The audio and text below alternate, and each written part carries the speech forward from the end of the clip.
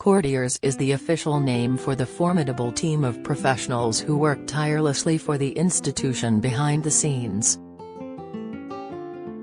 Notably nicknamed the men in grey suits and the men with moustaches by Diana, Princess of Wales, some royals who have married into the firm have found the courtiers difficult to deal with. However, as royal author Valentine Low has pointed out, senior members of the royal family often have close relationships with the people behind the crown. Mr. Low, whose new book Courtiers, The Hidden Power Behind the Crown hit shelves in September, was a guest on this week's episode of Podcast Royal, where he discussed his book and the nuances of the relationship between royals and their courtiers, noting the different ways in which senior royals communicated with their staff and revealing the late Queen Elizabeth II had a tendency to speak in code. Mr. Low explained, "What I'd say about the late Queen was that I think she was a very good person to work for. She was quite good about listening to advice. She'd always want to listen to advice, even if it wasn't the answer she was seeking. And the people who work for her learn to decode her answers. If you said, 'Let me see, that might be code for I don't really think so.'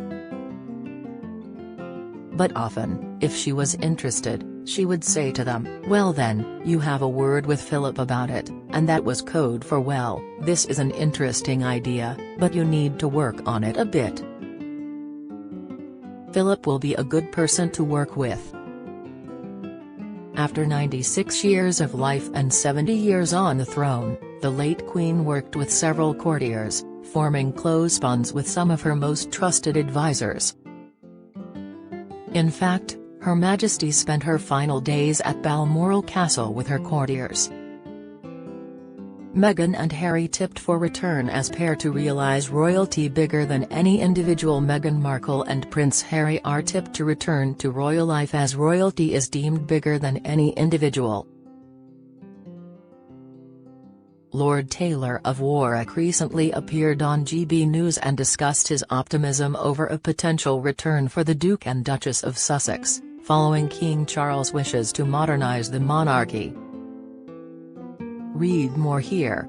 According to Victoria Ward, The Telegraph's royal correspondent, the Queen's closest aides would help with jigsaw puzzles, delivering her beloved Racing Post and simply keeping her company as she watched television.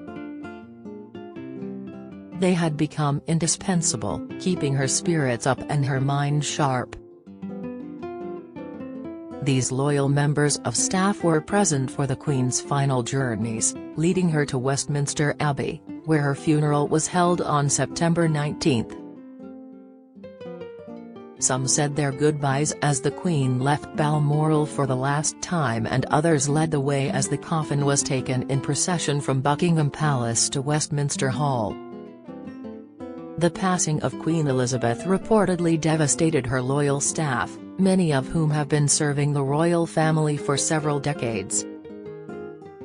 Following the palace's confirmation of the monarch's death, a royal insider told People that her personal courtiers were devastated. They continued, "They are incandescent with grief. However much you are prepared for it, after a lifetime of service, it was still a terrible shock.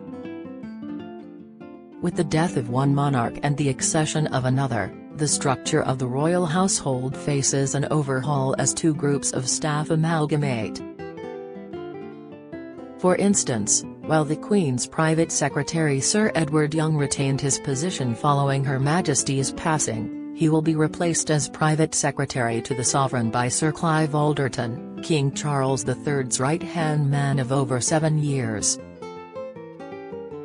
Reportedly the man behind the notorious phrase "some recollections may vary" after Meghan Markle and Prince Harry's bombshell interview with Oprah Winfrey, Sir Clive is known for his fierce intelligence, love of culture and sense of humour, something that Mr. Low has deemed particularly important when working for Charles.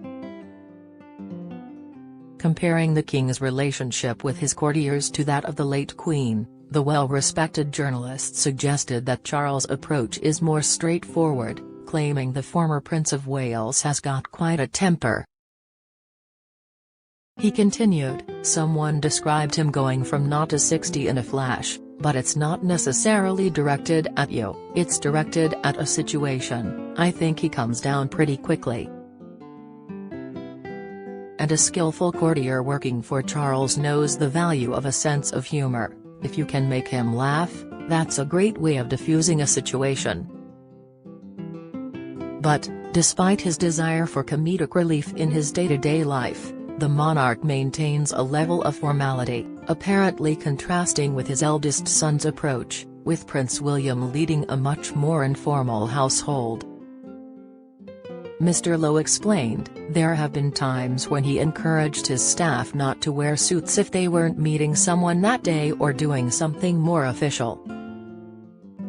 Because he was based in Kensington Palace, which was also his family home, he wanted his children around, he wanted to have the feel of a family home. The author went on to describe the differences between how courtiers addressed their principals, the royal they serve, saying, "With Charles, it was very straightforward, it was Your Highness first, after that, it was Sir, and last thing at night, it was Your Royal Highness." In contrast, William is more likely to be on first-name terms, particularly with senior people within his household, the most senior member being the Prince's private secretary, Jean-Christophe Grey, who maintained his role within the royal household following William's appointment as Prince of Wales. Having worked as David Cameron's official spokesperson and for Chancellors of the Exchequer including Alistair Darling, George Osborne, and Rishi Sunak, Jean-Christophe was the second hire for William's team of a former Cameron employee. Simon Case, the Prince's private secretary from 2018, had held the same position for Cameron, but returned to work at Whitehall in 2020. The Prince was appointed his first private secretary in 2005. Jamie Lowther Pinkerton worked with the former Duke of Cambridge until 2013, also serving Kate, Princess of Wales, and Prince Harry. He was known to be close with the royals and was even made godfather to the Prince and Princess of Wales' eldest son, Prince George. Mr. Lowe discussed the early days of setting up William and Harry's royal household, describing it as incredibly informal. He continued, "William and Harry were going around very informally dressed, sometimes wearing flip-flops, and shared pizzas with their team. The team would always wear ties, even though William and Harry were definitely not wearing ties, and when William and Harry came to the room, they'd get up. William and Harry would say, 'No, no, please don't get up.' But the team thought this is what happens if you're a member of the royal family, people get up when you walk into a room, so they've got to learn to get used to that, so they just carried on doing it. And William and Harry kept on saying, 'No, no, please don't get up.' But eventually, they just gave up because these staff and courtiers carried on doing it."